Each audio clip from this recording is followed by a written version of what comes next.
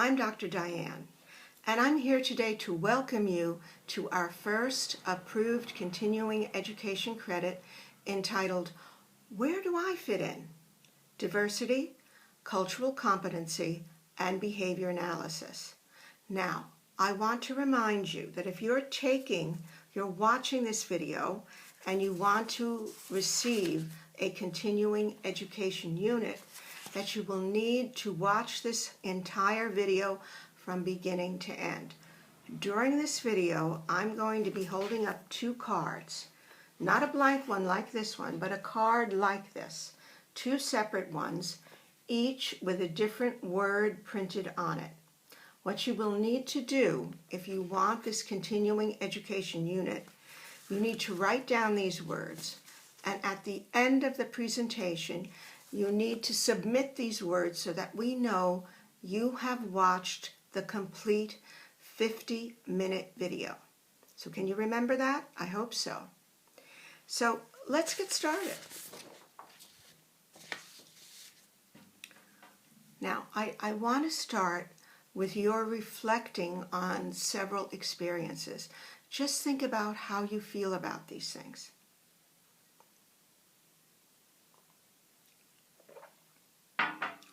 First, how do I feel when I enter a room and everybody else's skin color is different than my own? 2, how would I feel if I went to a job interview and the person doing the interviewing was at least 10 years younger than myself? 3, how would I feel if I were stopped by a police car? I roll down the window, I look outside, and there's the officer. She is a very young, attractive woman. 4, how would I feel if I discovered that my employee, who was going on maternity leave, was living with another employee who was also a woman? Number 5,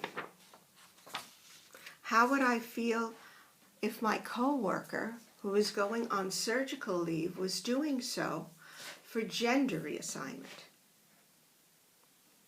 How do I feel when I hear a French accent? How do I feel when I hear a Spanish accent? How would I feel if I were in an emergency room and the attending physician was wearing a burqa or a Muslim veil? How would I feel if I moved into a new neighborhood and it was Saturday morning, which is the Sabbath in many cultures? I hear a knock at the door, knock, knock, knock.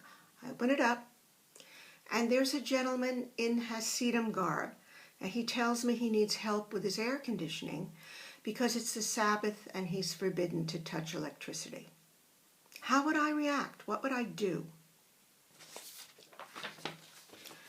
Let's think about this statement. All people are essentially the same.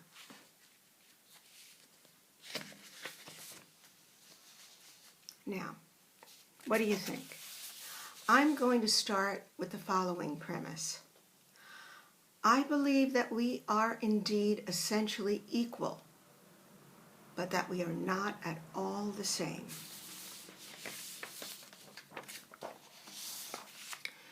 So the real issue here is to, as Shakespeare said so many centuries ago, know thyself. As the Fong and Catagnis article points out, all individuals are part of a culture, and these cultural contingencies shape our behavior that may or may not be accepted or familiar to behavior analysts from another culture. Very simply, behavior analysts need to know where they are personally, where they are professionally on the continuum of where their culture interacts with the cultures of their clients.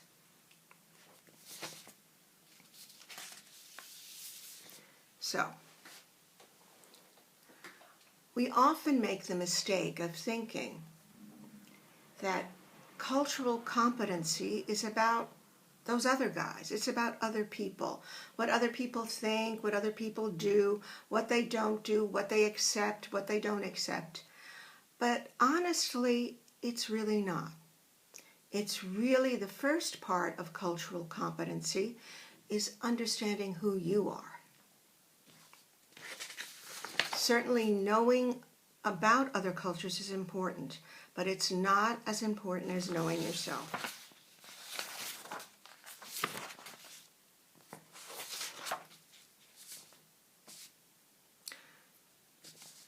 So, you need to understand where you are with regard to your own prejudices and biases and familiar with the cultural barriers that may exist. And this is why this unit is an ethics unit. You may be a great behavior analyst. You might be able to give a wonderful definition of differential reinforcement and how to apply it. But with ethics, it's not so crisp and clear. It's a very slippery slope, and it requires a lot of experience and astute judgment. So perhaps the best place to start is with me. Like I said before, I am Diane Fraser. I have a BCBAD. I am American. I am 67 years old. I have spent the last 14 years of my professional practice working in France. Now, the French look a lot like Americans who have European ancestry, but believe me, they're not like us. This was probably the biggest eye-opener for me. Now, if I tell another American that I live in France, that I lived a very long time in Paris, many of them look at me as if I just said, I live in Disneyland. I live in the land of Oz. People have a very, very joyful, if erroneous, perception of what France is like. Probably has to do with some early musical films with Gene Kelly dancing in a fountain, or even Maurice Chevalier singing Saint-Gevin. For little girls. Oh, okay, sorry. No more singing, promise, no more. But these are what they are. They're just fantasies, and they have really nothing to do with life in France at all.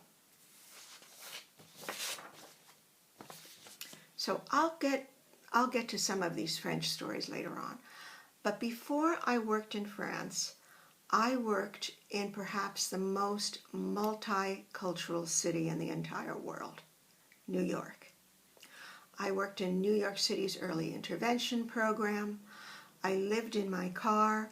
I had a big chunk of Toys R Us in my trunk, and I carried a folding high chair nearly everywhere that I went. Now, in many of the neighborhoods that I treated children, I was regarded as some kind of friendly Martian. People had very little contact with people that looked like me or acted like me. And like many other practitioners during that period, I thought the means to cultural diversity was through the knowledge of individual cultures. Now, I soon found that this just was not very practical, because every culture has a subculture, and there are just too many variables. There's too much individualization. So I decided that the best tactic was to stop talking. Listen, actively listen to people, and ask really good questions.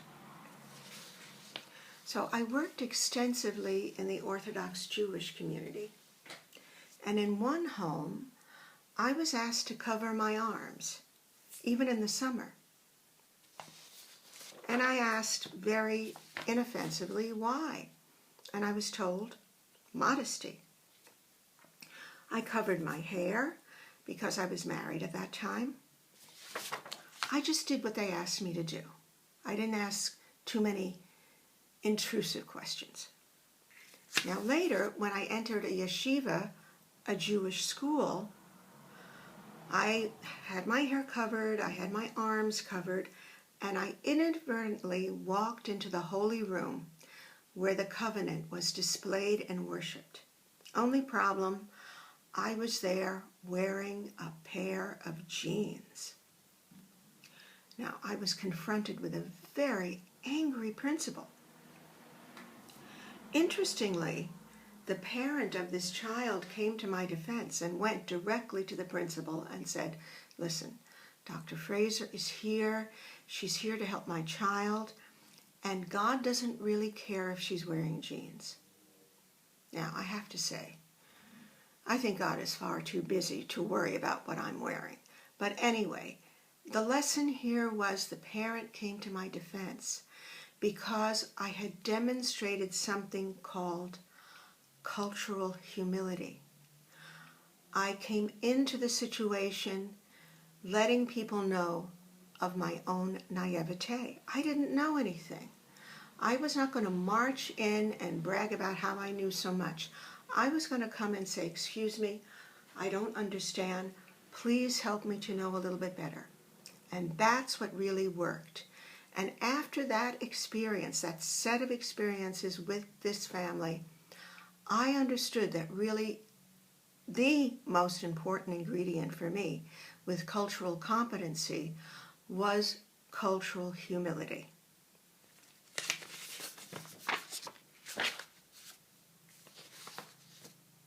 So the idea is just to assume you don't know anything. Just listen. Respect and ask good questions. People will appreciate this honesty. And it's just important. Just leave your ego at home.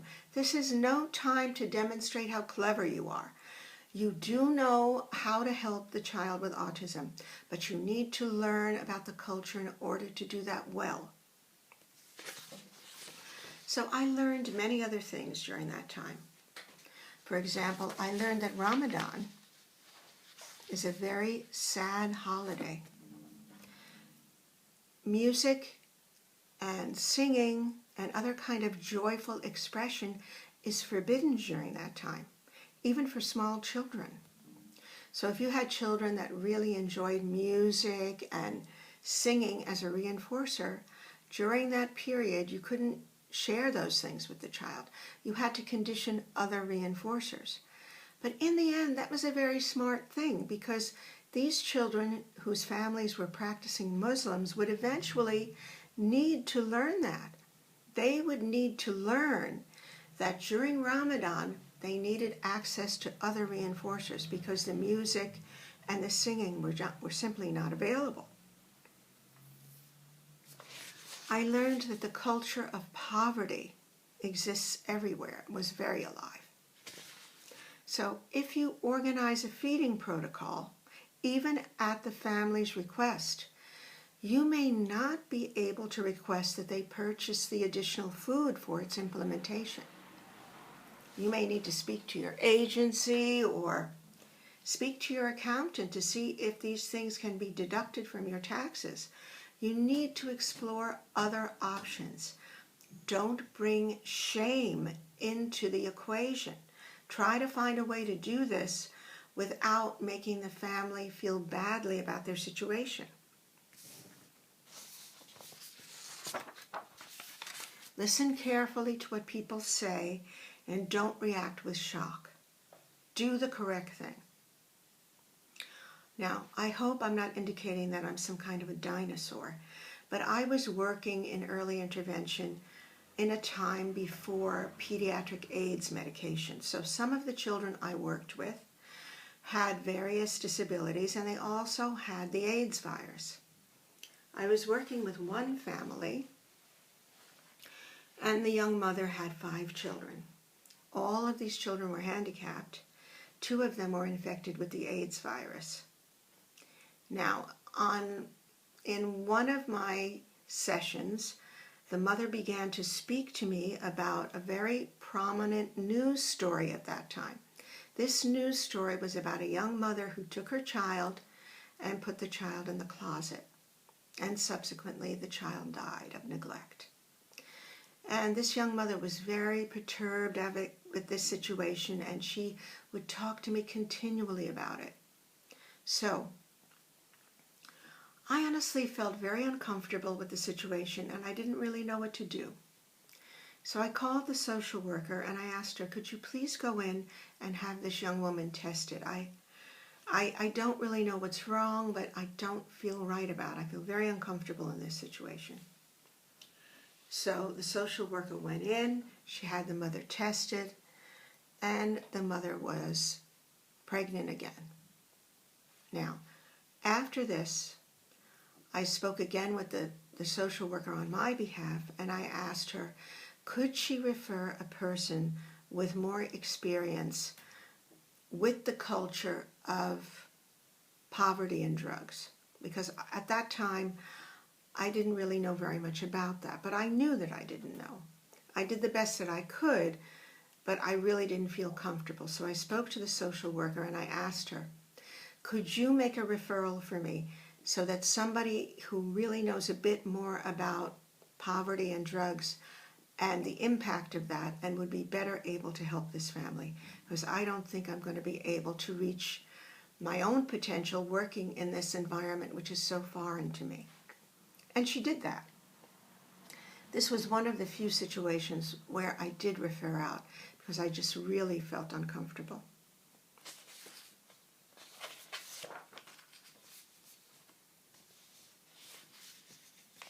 Now, that situation was a particularly difficult one. Now, you might have a lighter situation, and something I encounter quite often with my supervisees is many people I wouldn't say they like, but many people institute sleeping protocols. And sometimes this protocol has not been requested by the family. I mean, in many cultures, co-sleeping is the norm. In our culture, I mean, I'm talking about American, Caucasian, Christian culture, sleeping in your own bed is the norm. But in a lot of these other cultures, this is not at all the norm. And if the family has not indicated that there's any problem sleeping, why would you prepare a sleeping protocol? Well, I'll tell you why. Because you don't understand that your culture is not the norm here. Why would you impose your cultural standard on the standard of another? That's basically a no-no, so you really should not do that. If there are some sleeping problems, you can discuss with the family what could be a good intervention. But your culture is not the superior one. You don't know anything about what typically goes on. So you need to talk through this and find out what could be a possibility.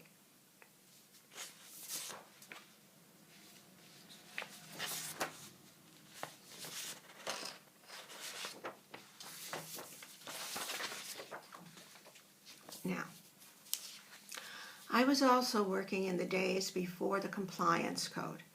Now, Dr. John Bailey and his wife, Mary Birch, created, along with many others, they created the first set of compliance codes for the BACB. But this was in the time before that existed.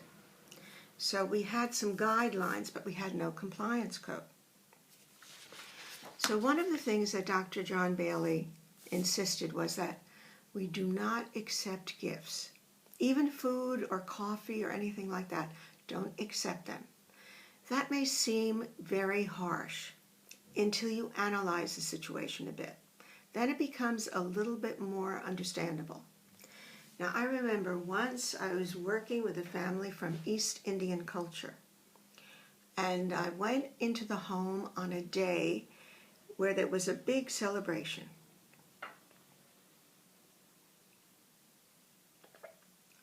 I don't remember that celebration right now, but it was a day when the father made a very special appetizer. And because I was there on that particular day, I was offered this appetizer. And I looked down at the plate, and it was a plate of chicken feet. Now, I don't know who all of you are out in video land, but I know in my own culture, we just don't eat that. And this was something very special and glorious for them. So basically what Dr. John Bailey said, if you want to look at it this way, is you go in and you explain at the get-go that you're not going to accept anything, not because you don't want it, but because with your profession, it's not considered professional to do that.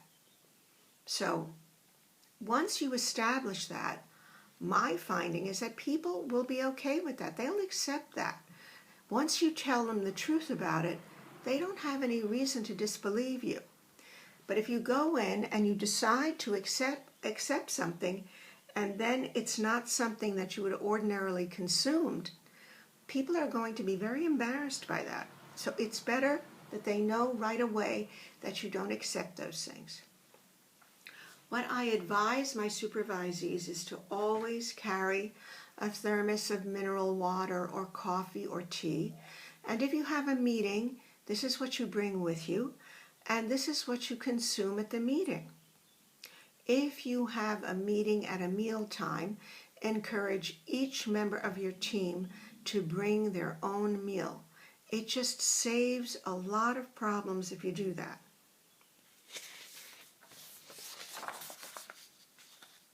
So the idea here is that the concepts of power and privilege are alive, and they speak directly to the disparities in culture.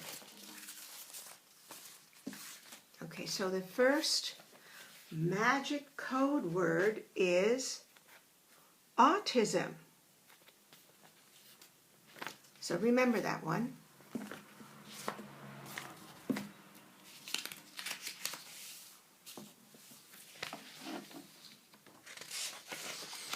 Now, many families in France simply do not have the ability to learn or to access appropriate treatment for their child. So as a privileged culture, we may not be actively discriminating. We may not think we're being discriminative. I don't know anybody who says, oh yes, I'm definitely a racist. Nobody says that. But in very subtle ways, we may be discriminating. So it's very important for us to check our behavior.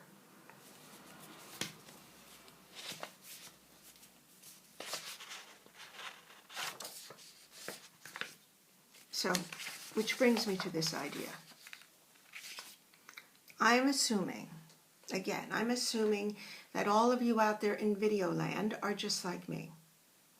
You are the norm. I am the norm. I am Caucasian. I have European ancestry. I am bilingual. You may not be bilingual. Most of you might be monolingual. That's what I'm thinking. You're middle class. You're well educated. So you might be thinking to yourself, why do I need to know all this? I'm the norm. Everybody I work with is the norm. All of my clients are the norm. But that is really not the truth.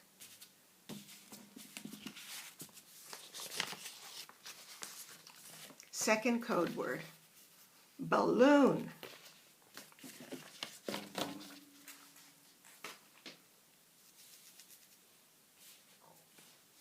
So my 14 years in France have taught me some important things. And they've taught me, the first thing, how erroneous this kind of thinking is. I'm the norm. Everybody I work is the norm. Everybody I work with is the norm. Even if, in fact, you share some cultural norms, you indeed are very different from everybody else. So this is what my 14 years in France has taught me. As I indicated earlier, the majority of the French population is Caucasian and Christian. I'm Caucasian and Christian. But it would be very erroneous of me to think that the French are exactly like me, because they're not. They're really not at all. For example, let's take the language. The French do not have a word for fun. They have some approximations of fait, l'amusement, but it's not the same idea as having fun. Doesn't exist. The French do not have a word for success. They would say instead, il a bien réussi. He does well. So there are things that really do get completely lost in the translation. You have a word or a concept, it is not translatable in the culture. That happens a lot. Now, there's also a bit of history here. The French, like the Dutch, suffered a great deal during the last World War. There are images of children running through the streets and licking the lids of garbage pails. It was terrible.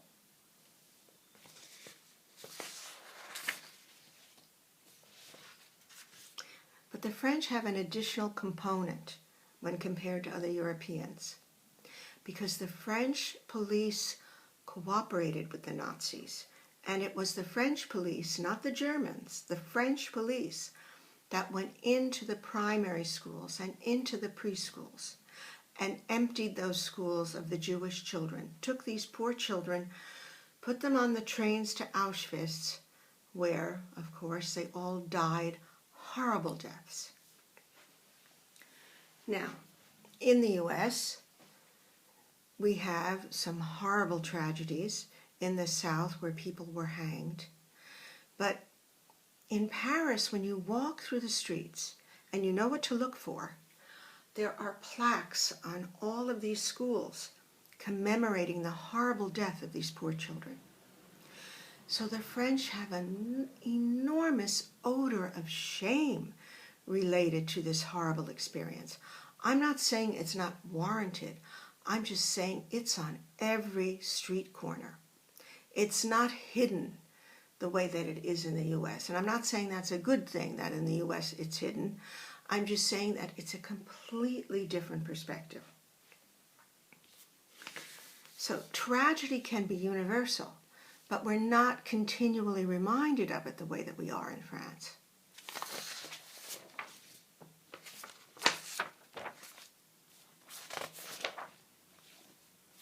So after the war, the politics in France changed very sharply. The nation became socialist, not communist, socialist, but the Communist Party continues to be very active here. So, health care and education are free. Well, they're not really free because the government pays for that. But there's not this experience of reaching into your pocket and going to the pharmacy and paying for your medicine. I mean, you just need your little, what they call carte vitale. You go into the pharmacy, you go to the doctor, and you give them this card, and you're treated medically for just about everything. So they don't have the experience of paying for their health care. They don't have the experience of paying for education. Now, we in the U.S., we have public facilities for those things. But we also have private facilities. The French really don't have that private experience. Even the Catholic schools are largely free of charge. So they don't have the experience of using effort to have something. When people receive a job here in France, they receive something called a CDE. It's a job for life. So contingencies are really not in place. Once you have this CDE, you don't really have to do very much. It'll be very, very difficult for whomever hires you to fire you after that. So the contingencies in France for work are not very strong. So what do we know so far? Fun and success are not universal concepts in France. There is a very public recognition of shame. People do not have the habit of applying effort for achieving objectives. So, what do we do with this analysis?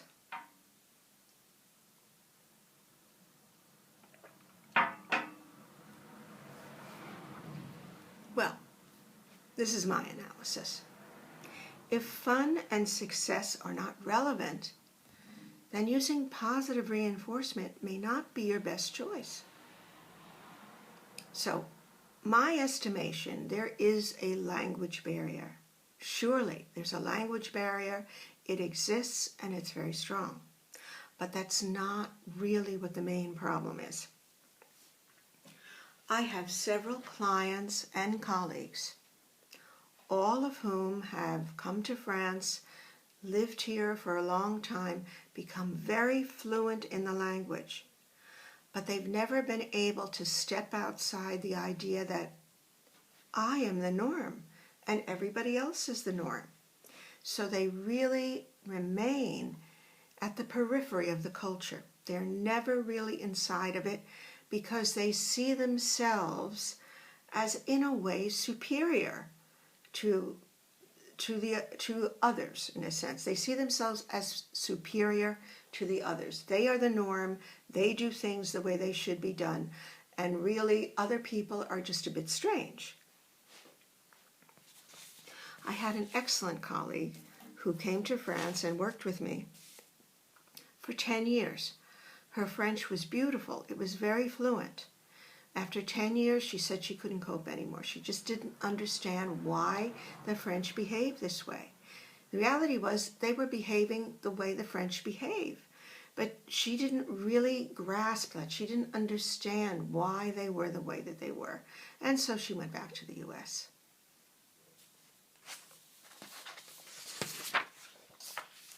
I had other American colleagues come here and try to give trainings and formations.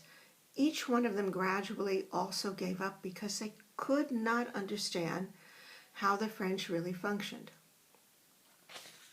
So what's my point?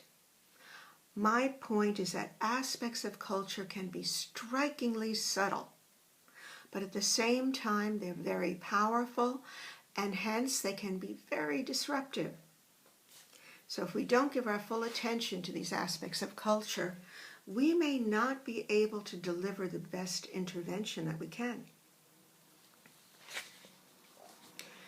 So you might be thinking, well, what do you mean that the French are rewarded by negative reinforcement? Well, the data indicates that the French take more antidepressant medication than any other culture in the world. So despite their wonderful healthcare system and their free higher education, the French perceive their environment as very aversive. So the important thing to remember, it's not the reality of the situation. It's the culture's perception of what exists. So most French people believe their environment is filled with aversives. So what do when you contact aversive? Normally you try to escape or avoid these things. So the French don't really believe that they can win or that they can obtain something. The best they can hope for is to escape the adversives.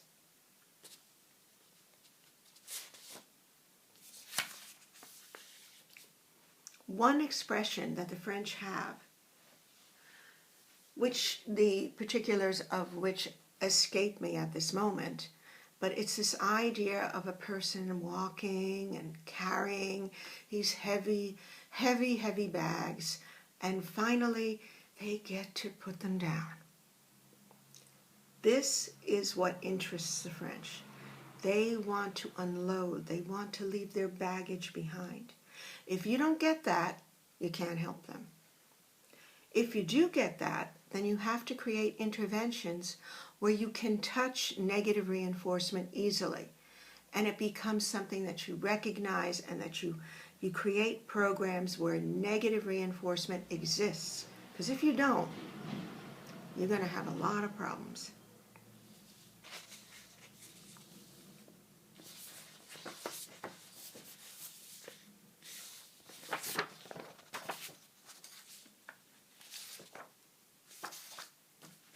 Sorry, excuse me. Got a little bit lost there.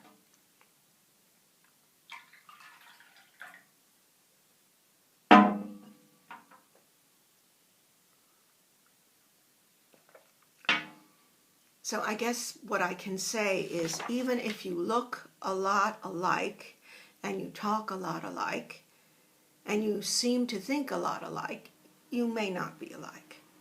What you need to remember is always cultural humility, that you assume you don't know and ask. Try to help people based upon what they're telling you about their experience and about what you observe. Don't second guess. Okay, so now you know a tiny little bit about me and my little experience. Maybe you can think a little bit about your own.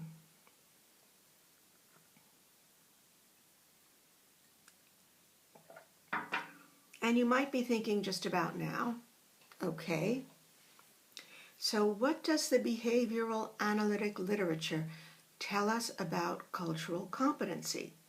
Are there things that are described in this literature? Well, Skinner, I hope you remember who he is. Well, Skinner defined culture in behavioral terms in his book, Beyond Freedom and Dignity, and he said, let me just read this, it's easier.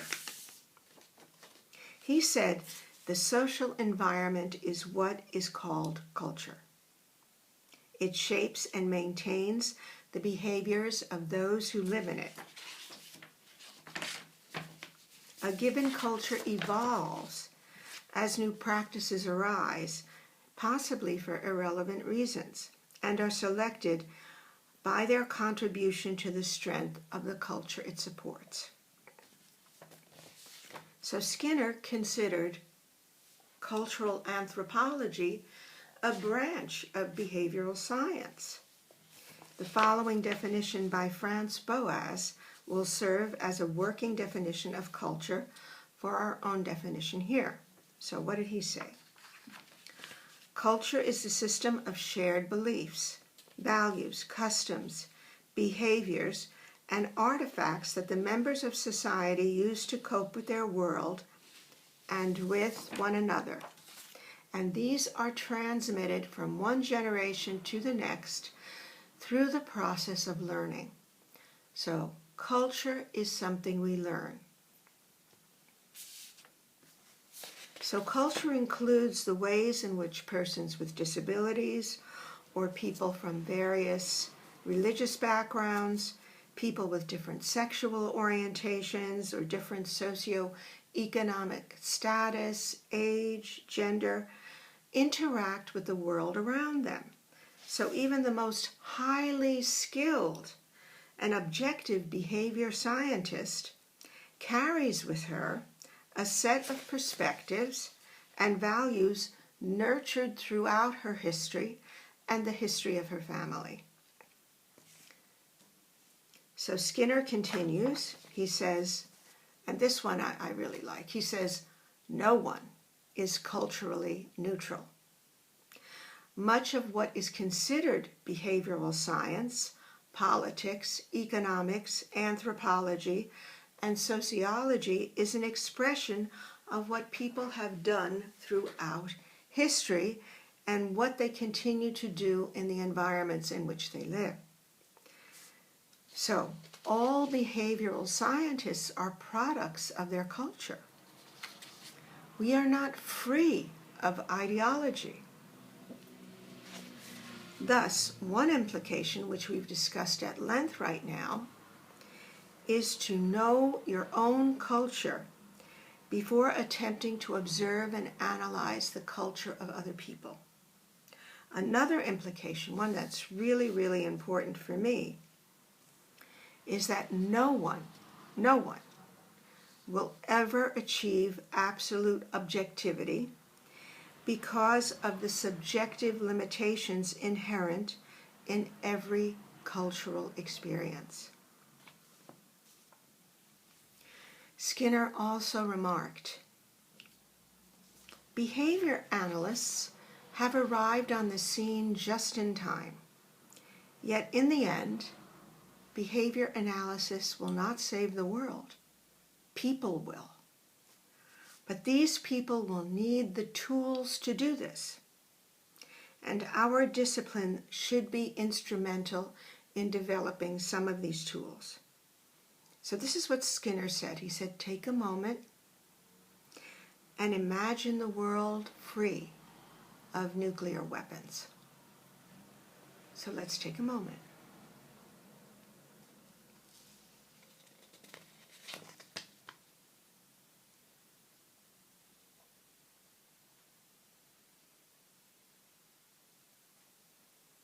Okay, you can reflect on that as much as you want later on.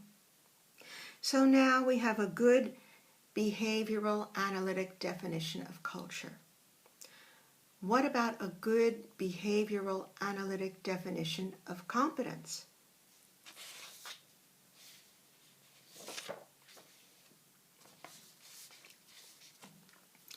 So in the Fong and Tanaka article from 2013, they describe 8 behaviors to become, In the Fong and Tanaka article from 2013, they describe 8 behaviors which could help us become more culturally competent. So they are, number 1, valuing diversity.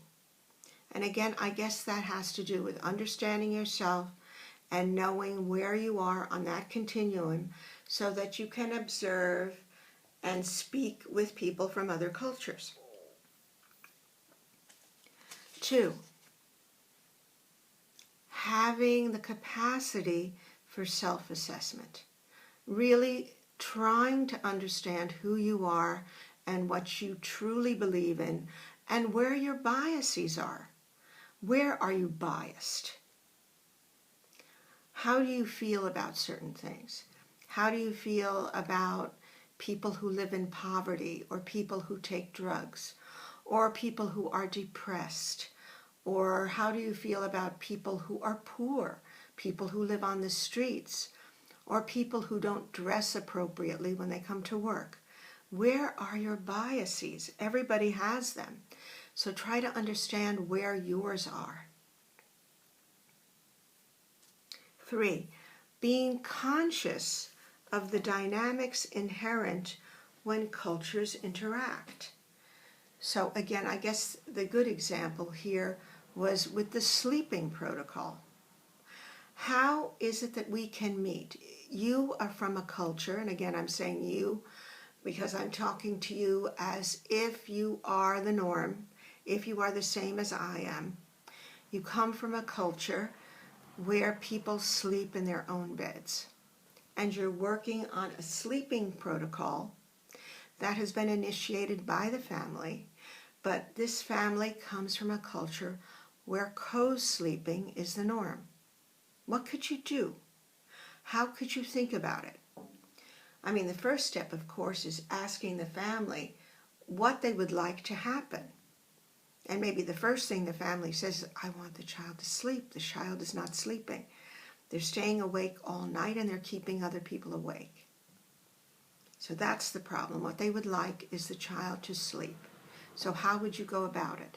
So this is a description of how you can take 2 diverse cultural objectives and work to find a thread where you can really find the common place. Find a place where you can both work together. 4, having institutionalized cultural knowledge. Now, wherever you work, institutions also have cultures. How does your agency or school, what is the culture there? How do you find work? Are people supposed to arrive on time? Can they be a bit late? Are you all eating together during lunch? Are you all taking coffee together? What is the culture of your work system? That's also important to know to find out what kind of place can you work in. Because where is your culture and the culture of work? That's also very important. And lastly, number 5, developing adaptations to service delivery that reflect an understanding of this cultural diversity. Again, the sleeping protocol probably is the best example that I have. But what other things could you possibly adapt so that working with a specific family is not compromised by the fact that their culture is so very different from your own?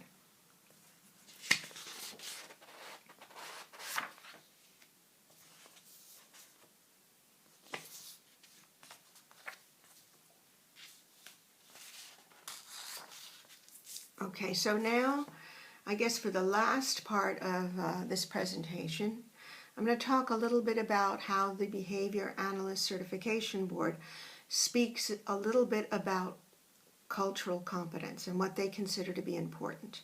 And this is part of the current compliance code. So in the current compliance code, there is 1.05, which has to do with professional and scientific relations. So there are four parts that we need to remember when thinking about cultural competency. So it's 1.05, professional and scientific relationships. Part B states that when behavior analysts provide assessment, evaluations, treatment, counseling, supervision, teaching, research, or any behavioral analytic service, they use language that is fully comprehensible to the people they are working with. Now, I'm not just talking about an actual language like Chinese or Korean or Persian or Spanish. I'm talking about even if you're speaking to somebody who has the same language that you do, you break down the terms so that the person understands completely what you're talking about. This is not the time to impress people with your fancy behavioral analytic language. That's only going to destroy the relation. Talk to this person so that they understand what you're talking about. Provide appropriate information before the treatment, and all along the way, update that information. Talk to them about the results of your testing.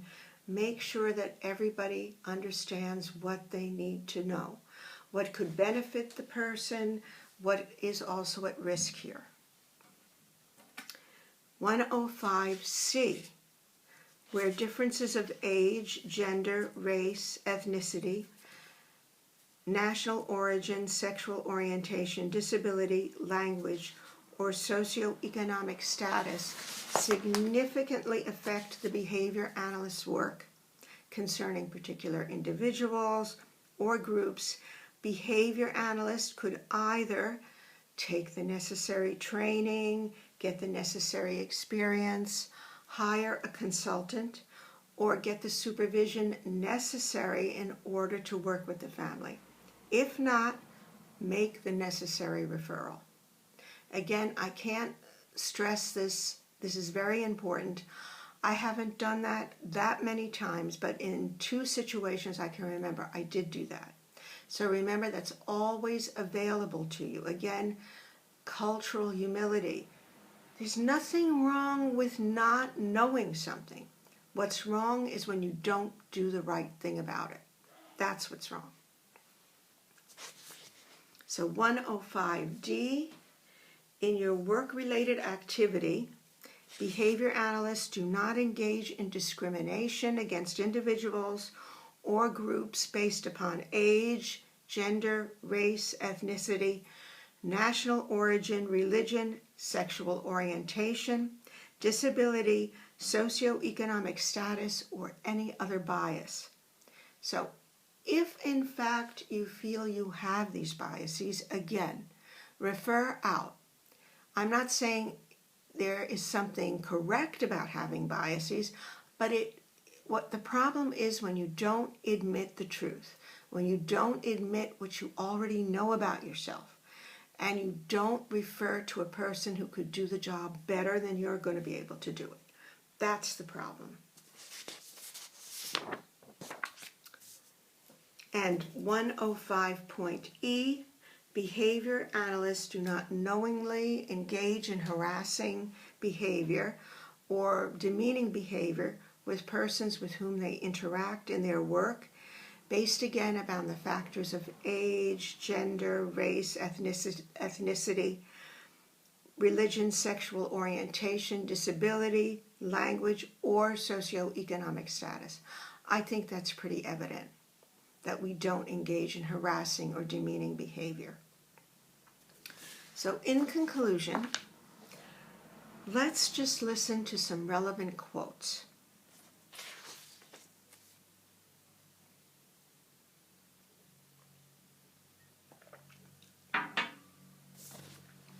One, we seldom realize that our most private thoughts and emotions are not actually our own, for we think in terms of languages and images that were given to us by our society.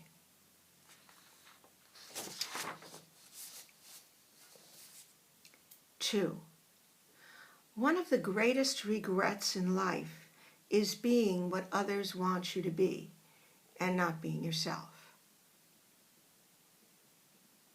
3, it is not part of any true culture to tame tigers or to make sheep ferocious. 4,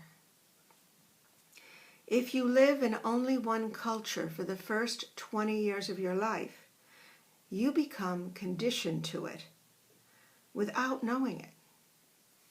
And lastly, no one wants to die and no one wants to be poor. These are the truths that transcend culture. Thank you very much for listening, and I hope to see you again soon with another approved continuing education unit. Bye-bye now.